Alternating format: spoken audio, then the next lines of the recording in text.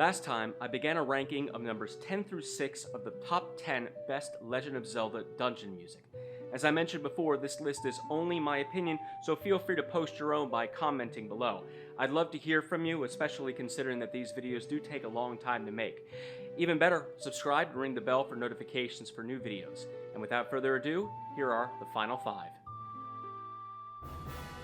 Just to review my process, I created this ranking based on 3 categories: immersion, or how the music creates an emotional investment in the game; aesthetic, or how the music contributes to the concept of the dungeon; and originality, or uniqueness of the soundtrack.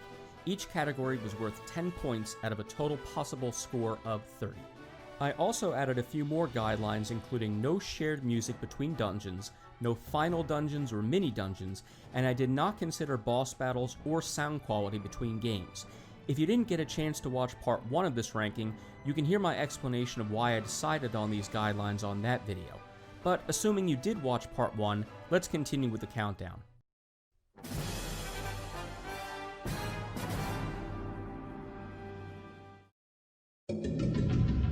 Temple of Time, The Legend of Zelda, Twilight Princess. The Temple of Time has become an enduring landmark of the Zelda series ever since it was first introduced in Ocarina of Time. Since then, it has appeared in several different incarnations throughout the years, but the most memorable has to be its inclusion in Twilight Princess. Not only do we get to see the temple in both its ruined and original states, but for the first time we get to go deep within the temple as an actual dungeon. The first impression we get is a major contrast from the calm, meditative Gregorian chant of the entrance hall.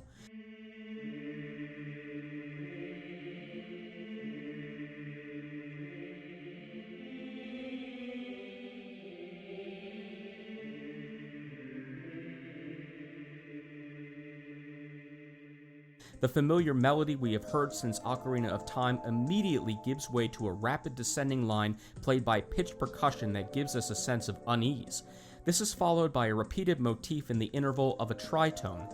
The tritone interval is considered one of the most unstable and ambiguous relations between notes, and it is used here to great effect. A light percussion accompaniment with a rising arpeggiated 7th chord by an echoing wind instrument sound adds an air of mystery to the ambiance, as if there are hidden dark secrets to the temple that we are only just discovering.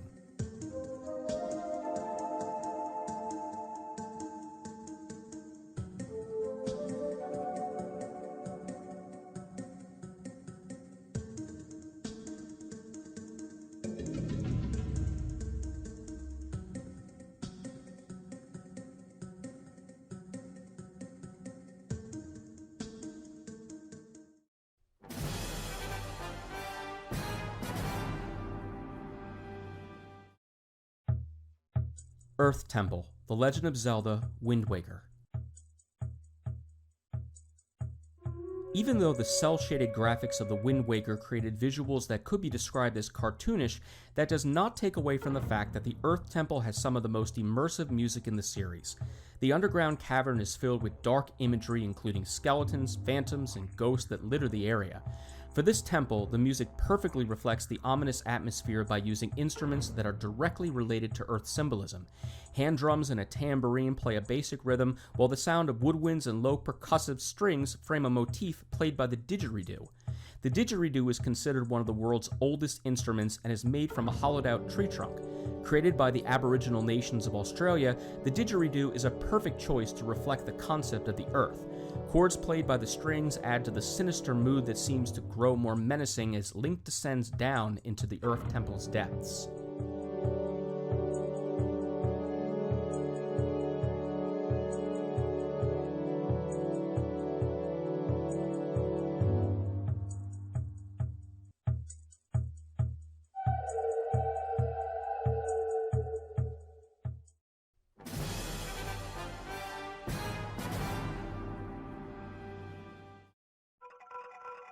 Forest Temple, The Legend of Zelda, Ocarina of Time. It is difficult to tell how all the different sounds and melodies of the Forest Temple strangely work together to form a cohesive unit, but it is certainly one of the most unnerving and creepy soundtracks ever written for a Zelda dungeon. The trees and vines surrounding the stone edifice, centering on a simple door as we enter, are framed by what seems to be the sounds of wooden sticks or blocks that echo into the distance. Chords resembling some kind of high woodwind ambient sounds fade in and out as a short motif dances playfully back and forth. We are then even further agitated by the sound of chanting vocals that almost sound like heavy breathing. As we explore the temple in both the indoor and outdoor areas, we can tell that this place has been abandoned by its original inhabitants for a very long time, and all that remain are the creatures that have now infested its every corner. The music conveys a sense of emptiness as we feel that we are possibly the first person to enter this forsaken place for ages.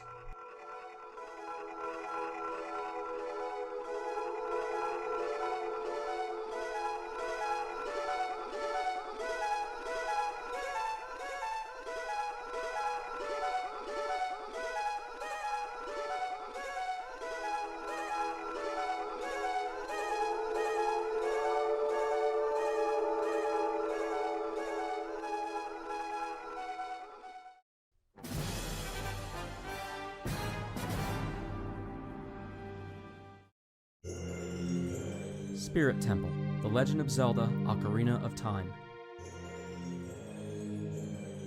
From the moment we enter the Spirit Temple, whether in the child or adult timeline, we are immediately immersed in the pseudo-Egyptian architecture enhanced by the opening chords. The opening musical phrase suggests a grand majesty and an air of reverence, which matches with the concept of the Spirit Temple as a place of worship and meditation. At the same time, it gives a feeling of foreboding as we explore the ancient halls that have stood for ages. The music continues with a solo from an instrument that sounds very similar to the pungi, a woodwind pipe instrument very common in India and the Middle East. The pungi has been the instrument of choice for snake charmers, a tradition that has lasted for centuries. It is no coincidence that the Spirit Temple is filled with statues of snakes and hieroglyphic-like carvings. An accompaniment rhythm played by hand drums coupled with low strings add further depth to the music.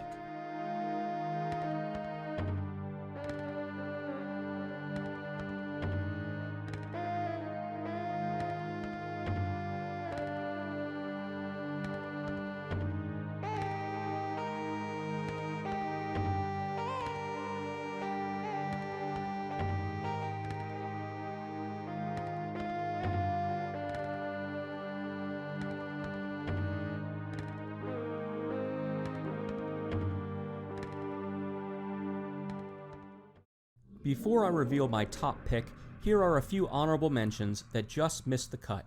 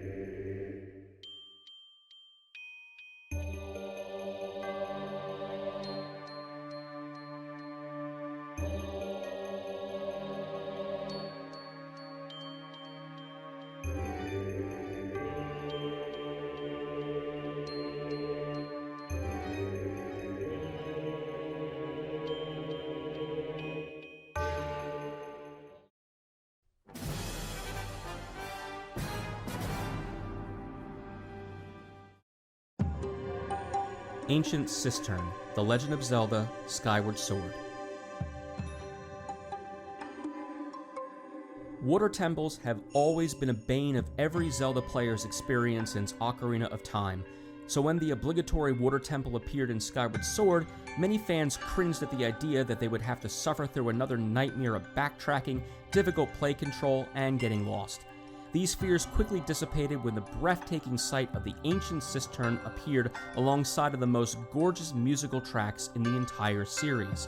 Like Skyward Sword's Earth Temple and Fire Sanctuary, the ancient Cistern is highly influenced by East Asian culture. A towering Buddha statue prominently stands in the center of the main room, surrounded by a pool of water filled with lily pads and lotus flowers. The choice for musical accompaniment in the upper areas of the dungeon is the Indonesian style of gamelan. Gamelan, which means orchestra, is very popular in the Indonesian islands of Bali and Java, and primarily uses metallic percussion instruments such as gongs, xylophones, and bells. This perfectly complements the East Asian aesthetic and fully immerses us, so it even seems like we really are in a sacred place.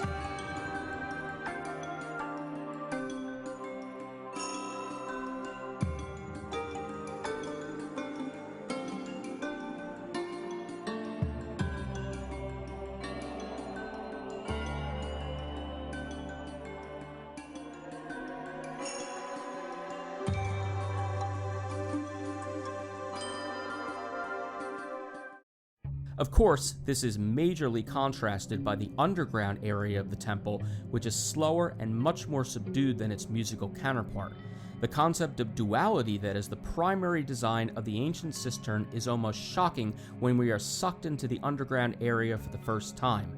The musical change reflects not only the physical divide, but the separation between life and death. It is for these reasons why the music of the ancient Cistern gets the top spot on our countdown.